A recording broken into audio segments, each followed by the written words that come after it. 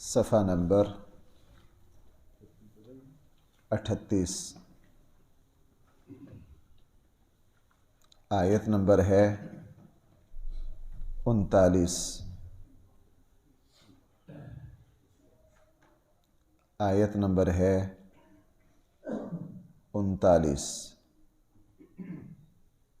بسم اللہ الرحمن الرحیم۔ الحمد للہ رب العالمین والصلاة والسلام علی سید الانبیاء والمرسلین وعلی آلہ واصحابہ اجمعین، اما بعد فاعوذ باللہ من الشیطان الرجیم۔ بسم اللہ الرحمن الرحیم۔ إلا تنفروا يعذبكم عذابا أليما ويستبدل قوما غيركم ولا تضروه شيئا والله على كل شيء قدير۔ إلا تنصروه فقد نصره الله إذ أخرجه الذين كفروا ثاني اثنين إذ هما في الغار إذ يقول لصاحبه لا تحزن إن الله معنا فأنزل الله سكينته عليه وأيده بجنود لم تروها وجعل كلمة الذين كفروا السفلى وكلمة الله هي العليا والله عزيز حكيم۔ صدق اللہ مولانا العظیم۔ اللہ جل جلالہ نے ارشاد فرمایا غزوہ تبوک کے موقع پر کہ تم جہاد کے لیے، قتال کے لیے، کافروں کی کمر توڑنے کے لیے میرے حبیب کے ساتھ نکلو۔ اگر تم نہ نکلے یعذبکم عذابا علیما، تمہارے اوپر دو طرح کے عذاب آئیں گے۔ ایک تو اللہ جل جلالہ تمہیں دردناک عذاب دے گا۔ یہ دردناک عذاب کیا ہے؟ مفسرین نے فرمایا اگر اللہ کے رسول کے ساتھ کافروں کے مقابلے پر جہاد کے لیے نہ نکلو گے، کفر کے مقابلے پر کھڑے نہ ہوگے، تو اللہ جل جلالہ تمہیں ذلیل و رسوا کر دے گا، تمہیں ان کا غلام بنا دے گا۔ اس لیے سیدنا صدیق اکبر رضی اللہ عنہ نے بھی اپنے خطبے میں اسی آیت کو تلاوت کیا کہ اگر تم یہ چاہتے ہو کہ اللہ کفر کی شان و شوکت کو توڑے، کفر کے غلبہ کو اللہ جل جلالہ پارا پارا کر دیں، اور اللہ جل جلالہ تمہیں غالب کر دیں، شان و شوکت دے دیں، تم کفر کے مقابلے پر اٹھو۔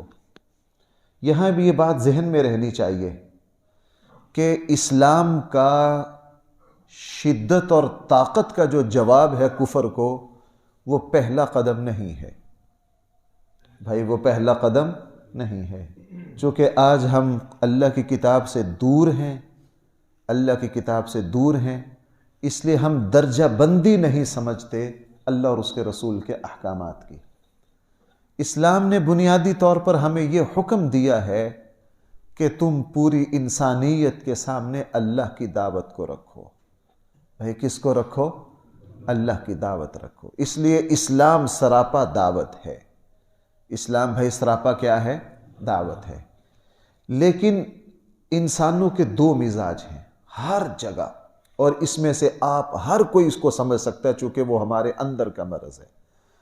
انسانوں کا ایک طبقہ وہ ہوتا ہے جو دعوت، پیار اور لب و لہجے کی زبان کو سمجھ لیتا ہے، دلیل کی بات سمجھ لیتا ہے، اور ایک طبقہ وہ ہے جو مقابلے پر کھڑا ہوتا ہے، جو راستہ روکتا ہے۔ اسلام سراپا دعوت ہے، ان لوگوں کو دعوت دی جائے گی بھائی جو کس کو قبول کریں گے؟ اسلام کی دعوت کو۔ جو اسلام کی دعوت کا راستہ روکنے کے لیے کھڑے ہوں گے، ان کا علاج جہاد سے کیا جائے گا۔ ان کا علاج کس سے کیا جائے گا؟ اب آئیے ذرا رسول اللہ صلی اللہ علیہ وسلم کی زندگی کو دیکھیں۔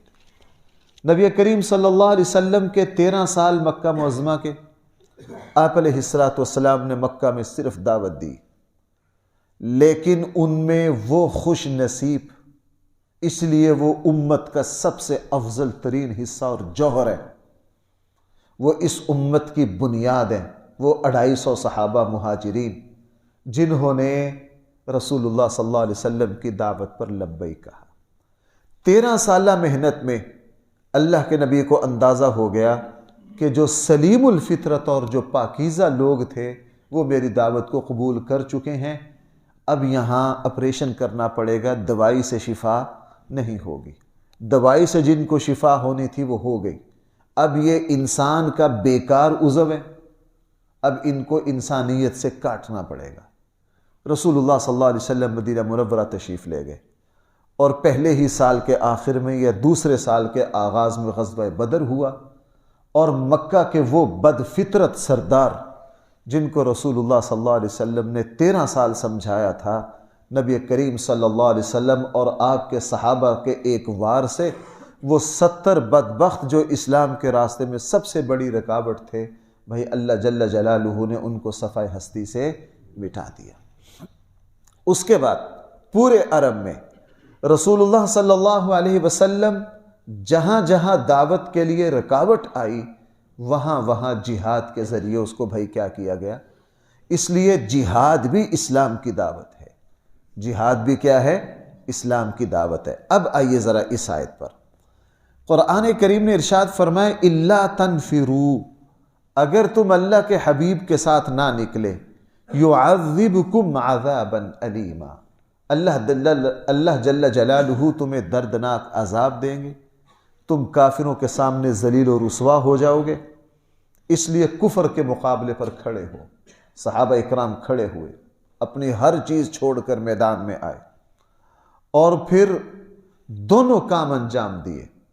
جو پاکیزہ فطرت تھے، دعوت کی زبان سمجھتے تھے، ان کو بھائی دعوت ہی کے ذریعے اللہ اور اس کے رسول کا تعارف پہنچایا۔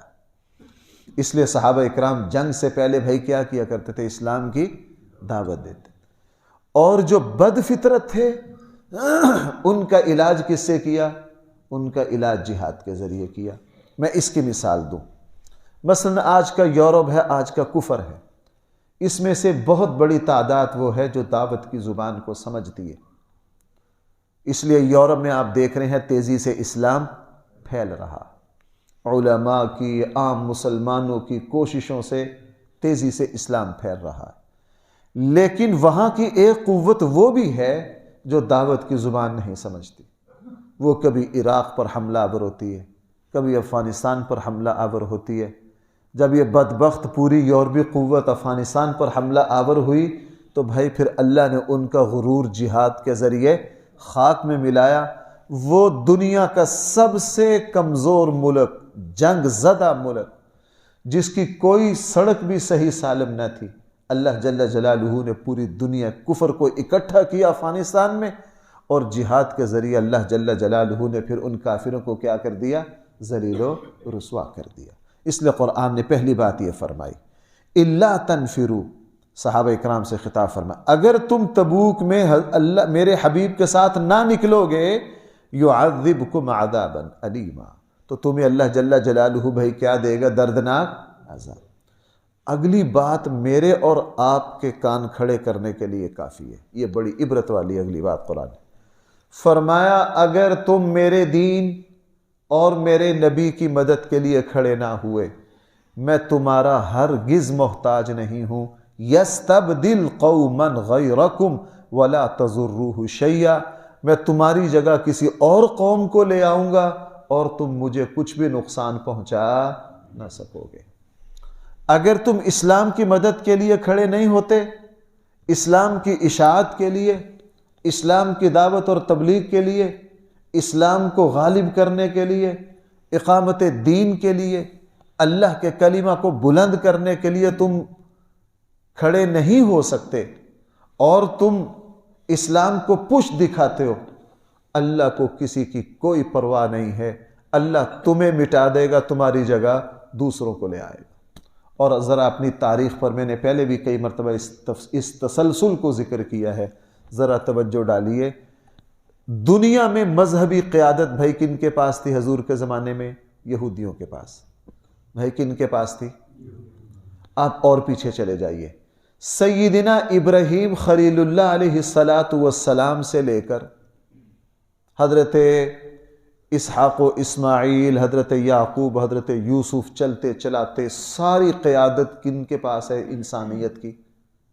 بھائی بولیے میرے ساتھ، لمبا عرصہ، یہ کم سے کم 2500 سال کا زمانہ بنتا ہے۔ قرآن نے انہیں کہا یا بنی اسرائیل اذکروا نعمتی التی انی فضلتکم علی العالمین، میری اس نعمت کو تم یاد نہیں کرتے، میں نے تمہیں پوری دنیا میں فضیلت دی۔ 2500 سال تک انسانیت کی قیادت بھائی کنہوں نے کی؟ یہودیوں نے۔ رفتہ رفتہ رفتہ رفتہ رفتہ رفتہ حق کو باطل میں مکس کر دیا۔ اللہ جل جلالہ نے اپنے پیارے نبی حضرت عیسیٰ علیہ السلام کو بھیجا۔ عیسیٰ علیہ السلام آئے، اللہ جل جلالہ نے یہودیوں سے یہ قیادت چھین لی اور کن کو دے دی؟ عیسائیوں کو دے دی۔ بھائی میری بات سمجھ پا رہے ہیں؟ حضرت عیسیٰ علیہ السلام نے یہودیت کی تطہیر کی، اصلاح کی، اللہ کا نیا پیغام دیا۔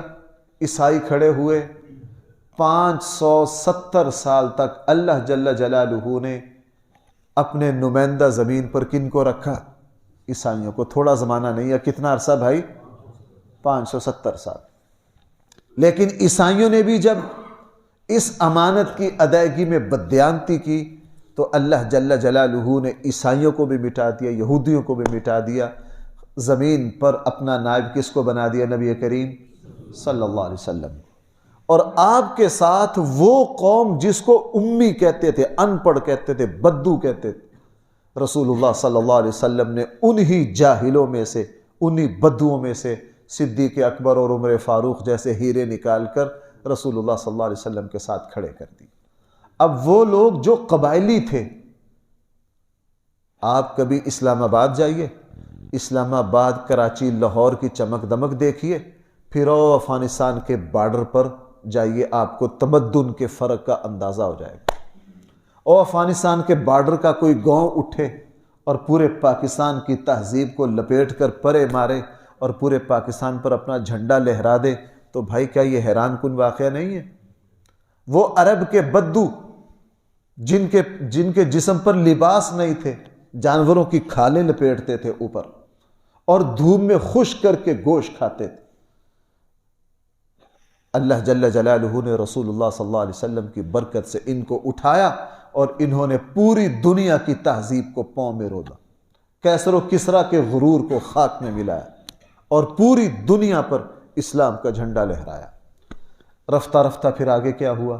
صدی، 2 صدی، 3 صدی کے بعد وہ جو موٹا بستر اللہ کے نبی بچھا کر گئے تھے، عرب مزے سے اس پر لیٹنیاں مارتے رہے، مزے کرتے رہے۔ آہستہ آہستہ پھر اقتداروں کے نشے میں ان کو زنگ چڑھنا شروع ہوا، ان کے پاس پھر صرف حکومت کے مزے رہ گئے اور اسلام کی خدمت کے لیے عربوں کے پاس پھر فرصت نہ تھی۔ اللہ جل جلالہ نے فرمایا یستبدل قوما غیرکم، ہم تمہاری جگہ کسی اور کو لے آئے۔ یہ پھر اللہ نے تیسری تبدیلی لائے۔ تبدیلی کون لاتا بھائی؟ ادھر ہم ٹھیکہ لیے پھرتے ہیں۔ اللہ کی صفت کیا ہے؟ واللہ خیر الماکرین، اس سے بڑھ کر کوئی تدبیر کرنے والا نہیں۔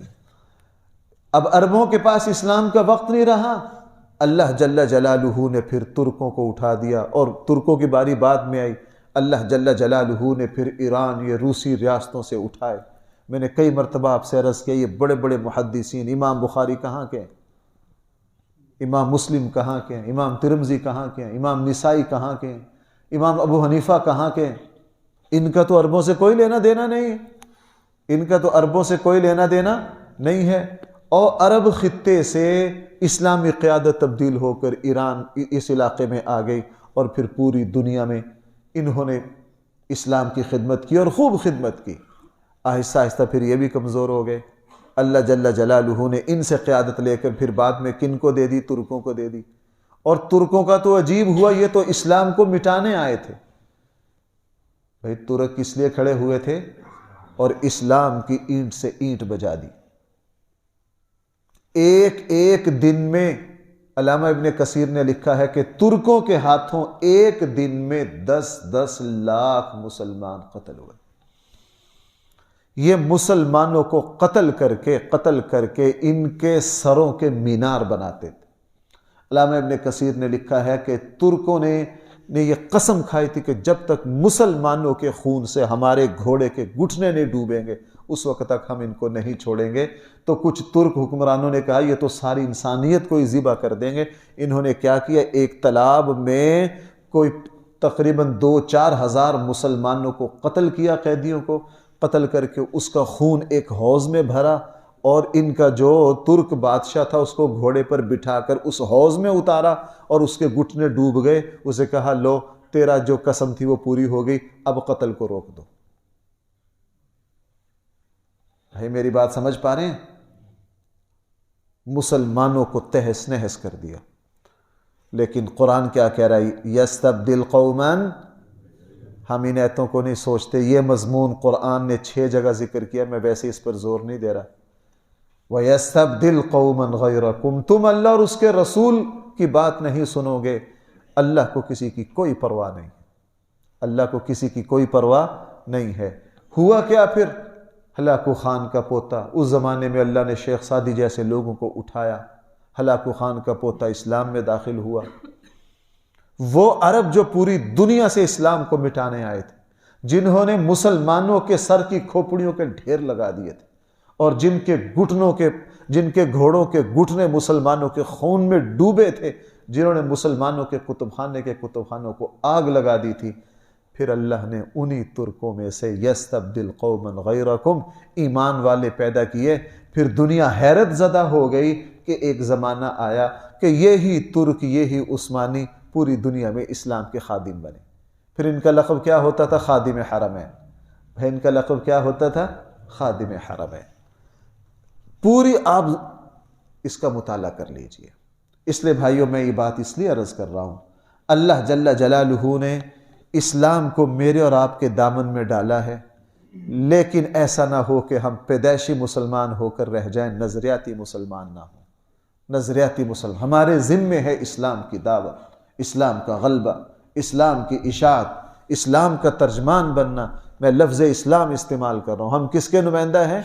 ہم اسلام کے نمائندہ ہیں، ہم قرآن کریم کے نمائندہ ہیں، ہم رسول اللہ صلی اللہ علیہ وسلم کی سنت کے ترجمان ہیں، ہم پورے کے پورے دین کے ترجمان ہیں۔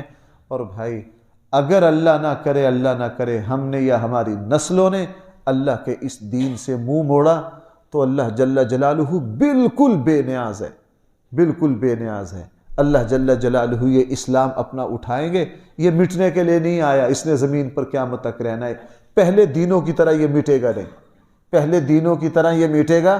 اللہ جل جلالہ اس دین کو اٹھائیں گے، کسی اور قوم کو دے دیں گے۔ اس لیے یہاں صحابہ اکرام کو قرآن نے جھنجھوڑ دیا۔ ذرا اس آیت کا اب ذرا دیکھیے نا۔ اس لیے بھائی میں آپ سے ایک بات عرض کروں، دینداروں میں یہ مرض پیدا ہو گیا ہے کہ اللہ کی کتاب کو نہ سمجھتے ہیں، قصے کہانیوں پر زور دیتے ہیں، سنی سنائی باتوں پر زور دیتے ہیں۔ اس لیے آج کا مسلمان نیک بڑا ہے، میں دینداروں کی بات کر رہا ہوں، لیکن اس کی جو علمی پہنچ ہے وہ بہت کمزور ہے۔ وہ کیا ہے؟ بہت کمزور ہے۔ اس لیے اب ذرا اس آیت کا میں دوبارہ ترجمہ کرتا ہوں، قرآن کیا کہہ رہا ہے؟ اِلَّا تَنْفِرُوا، اگر تم میرے حبیب کے ساتھ نہ نکلے۔ بھائی خطاب کس کو ہے؟ بھائی بولو میرے ساتھ۔ تو جب اللہ تعالیٰ صحابہ کو کہہ رہا ہے تم نہ نکلے تو میں تمہاری چھٹی کروا دوں گا، میری اور آپ کی کوئی اوقات ہے؟ فرمایا یعذبکم عذابا علیما، تمہیں اللہ جل جلالہ کیا دیں گے؟ اب ابو جہل باز نہ آیا، اس امت کا فرعون ہے، اس امت کا کیا ہے؟ اور آپ کو پتہ ہے رسول اللہ صلی اللہ علیہ وسلم نے کیا فرمایا؟ میری امت کا جو فرعون ہے وہ بنی اسرائیل کے فرعون سے زیادہ سخت ہے۔ آپ سب کو پتہ ہے جب اس کو عبداللہ ابن مسعود قتل لگے کرنے تو کیا کہا تھا؟ میرا سر ذرا نیچے سے قتل کرنا، جب گردنوں میں پڑا ہو تو سردار کا سر سب سے اونچا ہونا چاہیے۔ ایسا بدبخت تھا، لیکن اللہ کی شان۔ پھر ابو جہل کا بیٹا اکرمہ آئے۔ خلفۂ راشدین میں صدیق اکبر کے زمانے میں سب سے پہلے شہید کون ہے؟ اکرمہ۔ میں نے آپ کو بڑی مرتبہ سنا ہے، حضرت ام سلمہ نے خواب دیکھا ابو جہل جنت میں پھر رہے، حدیث میں ہے، اس کا ایک ٹکڑا بخاری میں بھی ہے۔ ابو جہل کہاں ہے؟ جنت میں۔ اب بدر کا واقعہ ہو چکا ہے، کفر پر مر چکا ہے، قرآن کا فیصلہ ہے، کافر کی بخشش ہے، تو ابو جہل کیسے جنت میں؟ حضرت ام سلمہ نے رسول اللہ صلی اللہ علیہ وسلم سے عرض کیا، اللہ کے حبیب میں نے رات خواب دیکھا ہے کہ ابو جہل کہاں ہیں؟ اللہ کے نبی خاموش ہو گئے۔ ہمارے جیسا ہوتا کوئی نہ کوئی توجی، کوئی نہ کوئی جواب ٹھوک دیتا۔ بہت سارے سوالات ایسے اللہ کے نبی خود خاموش ہو گئے، اس پر غور کرتے تھے۔ صاحب علم غور کرتے ہیں، جاہل بندہ ٹھک جواب دے دیتا۔ حضور علیہ السلام نے خواب پر غور کیا لیکن کوئی جواب سمجھ میں، خاموش ہو گئے، خاموش ہو گئے۔ جس دن مکہ فتح ہوا، حضرت اکرمہ مسلمان ہوئے، رسول اللہ صلی اللہ علیہ وسلم کو یاد تھا۔ حضرت ام سلمہ سے کہا، ام سلمہ لو تمہارے خواب کی تعبیر آ گئی، تمہارے خواب کی، تم نے ابو جہل کو جو جنت میں دیکھا ہے اسی کا خون، اسی کا بیٹا، ہاں یہ ہے تمہارے خواب کی تعبیر۔ اور پھر حضرت اکرمہ نے پیچھے مڑ کے، مجھے بڑی لذت آتی ہے بھائی، میں تو اپنے ایمان کی جلا کے لیے سناتا ہوں آپ کو۔ جس وقت مسیلمہ کذاب کے خلاف جہاد کے لیے نکلے تو سب سے پہلا دستے کی قیادت حضرت اکرمہ کر رہے تھے، اور مسیلمہ کذاب کا جو خاندان تھا، جو اس کا قبیلہ تھا، وہ بہت زیادہ جنگجو تھا۔ صحابہ اکرام نے ان کو مشورہ دیا کہ آپ اکیلے اپنے دستے کے ساتھ ان کے مقابلے پر نہ جاؤ، پیچھے سے مدینہ سے مزید قوت آنے دو، ہم اس کا مقابلہ نہیں کر سکتے۔ حضرت اکرمہ نے پتہ کیا کیا؟ حضرت اکرمہ نے کہا، میں لیٹ آیا ہوں، مجھے اس لیے جلدی ہے، تم جلدی آگے تھے، تم لیٹ آتے رہنا۔ انہوں نے کہا کیا مطلب؟ کہنے ہم اسلام میں دیر سے آئے ہیں، اب ہم جلدی جانا چاہتے ہیں، ہم اسلام میں دیر سے آئے ہیں، ہم کیا کرنا چاہتے ہیں؟ حضرت اکرمہ سب سے پہلے شہید مسیلمہ کذاب کے خلاف جو ہوئے وہ ابو جہل کے بیٹے حضرت اکرمہ رضی اللہ عنہ ہوئے۔ اللہ کی شان۔ ایک مثال اور دے دوں، ہے بڑی دکھی ہے بڑی دکھی ہے۔ محمد ابن ابی بکر صدیق اکبر کے بیٹے، اس میں صدیق اکبر کا کوئی قصور نہیں ہے، یہ پیدا ہوئے تھے، صدیق اکبر فوت ہو گئے تھے، ان کی چھوٹی عمر تھی۔ یہ بعد میں حضرت علی، ان کی والدہ سے حضرت علی نے نکاح۔ حضرت عثمان غنی کو قتل کرنے میں صدیق اکبر کے بیٹے محمد پیش تھے۔ ساری خباثت میں محمد بن ابی بکر کیا تھے؟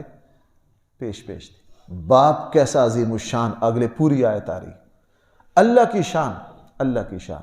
محمد نالائق نکلا، بعد میں پھر قتل ہوا، اور محمد کے بیٹے قاسم، محمد کے بیٹے کون؟ قاسم، پھر ایسے عظیم الشان محدث بنے، تابعی بنے کہ فقہائے صحابہ میں، فقہائے تابعین میں شمار ہوتا ہے، اور بڑے محدث ہوئے ہیں صدیق اکبر کے پوتے۔ لوگ دیکھ کر کہا کرتے تھے، اور صدیق اکبر کی شاخ خشک ہونے کے بعد کہاں سے پھوٹ گئی ہے، کہاں سے پھوٹ گئی ہے؟ یہ اللہ کی شان ہے۔ تو بھائی یہ بات میں اس لیے، سچ بات یہ ہے، یہ میں اپنے آپ کو، ہم مصلی پر بیٹھے ہیں، قرآن کا درس دے رہے ہیں، اللہ کے دین سے وابستہ ہے، اللہ کی قسم، اللہ کا دین میرا اور آپ کا 1% بھی محتاج نہیں ہے۔ وہ جو گلستان میں شیخ سعدی نے کہا ہے نا، اگر تجھے بادشاہ اپنی خدمت کے لیے رکھ لے، یہ بادشاہ کے لیے اعزاز نہیں ہے کہ تیرا نصیب ہے کہ تجھے بادشاہ نے کیا رکھ لیا، بادشاہ کے لیے کوئی نوکروں کی کمی تھی۔ تو بھائی اگر اللہ نے ہمیں یہاں فجر کی نماز میں پہلی صف میں کھڑا کر دیا ہے، اس اللہ کا احسان ہے، وگرنہ اللہ تعالیٰ کو کوئی پرواہ نہیں۔ اگر ہماری یہ نماز ہمارے لیے غرور کا سبب بنی، اللہ کہے گا جاؤ، پھر میں یہاں کے شرابیوں کو ہدایت دے کے پہلی صف میں لا کھڑا کروں گا، وہ تو بے نیاز ہے۔ بھائی وہ کیا ہے؟ اس لیے دوسری بات یہاں فرمائی، وَيَسْتَبْدِلْ قَوْمًا غَيْرَكُمْ، میں تمہاری جگہ دوسری قوم کو لے آؤں گا۔ اور بھائی آگے کیا ہے؟ وَلَا تَضُرُّوهُ شَيْئًا، تم اللہ کا کوئی نقصان، یہ ہوگا کیسے؟ فرمایا وَاللَّهُ عَلَى كُلِّ شَيْءٍ قَدِيرٌ، اللہ جل جلالہ ہر چیز پر قادر ہے۔ اس کی دوسری دلیل کہ میں اپنے نبی کی مدد کے لیے، اسلام کی مدد کے لیے اکیلا ہی کافی ہوں، اکیلا ہی کافی ہوں، مجھے تمہاری کوئی ضرورت نہیں ہے۔ اس کی دوسری دلیل کے طور پر پھر رسول اللہ صلی اللہ علیہ وسلم کے سفر ہجرت کا قرآن نے یہاں ذکر کیا ہے، اور فرمایا کہ میرا نبی تنے تنہا غار میں تھا، اور پورا مکہ دشمن تھا، اس وقت تو ابو بکر کے علاوہ ساتھ کوئی نہیں تھا، میں نے اس وقت تنے تنہا اپنے نبی کو غار میں چھپا کر کافروں کو ذلیل و رسوا کر دیا، کیا میں آج اپنے دین اور اپنے نبی کی حفاظت نہیں کر سکتا؟ انشاءاللہ یہ دوسری دلیل ہے، اس کی تفصیل انشاءاللہ کل سے۔ اللہ تعالی ہم سب کو صحیح فہم عطا فرمائے۔ الحمدللہ رب العالمین، والصلاة والسلام علی سید الانبیاء والمرسلین وعلی آلہ واصحابہ اجمعین۔ ربنا آتنا فی الدنیا حسنہ وفی الآخرہ